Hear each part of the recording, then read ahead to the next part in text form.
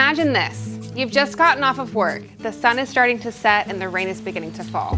What better way to unwind than relaxing in the bath with your favorite bath salts? Today I'm going to show you how I make my favorite after-work bath salts using our fragrance, Evening Showers. I'm starting with my dry ingredients all measured and ready to go. I'm using a base of Epsom salt along with some baking soda and citric acid. These two will provide the fizz in our fizzy bath salts. I'm also going to add some sodium lauryl sulfonyl acetate to get the bath salts some pretty fluffy bubbles. With all those added into a mixing bowl, I'm going to whisk them all together before adding my luxurious Evening Showers fragrance. I know it'll make these bath salts super relaxing. I'm whisking it in and also adding a sparkly purple mica powder that matches the vibe of this fragrance. Finally, for a whimsical touch, I'm going to sprinkle in some dried forget-me-not flowers. With one final whisk, my fizzing bath salts are done. Last off, I just have to scoop this into a pretty glass jar, and then I'm ready for a fragrance-soothing soak.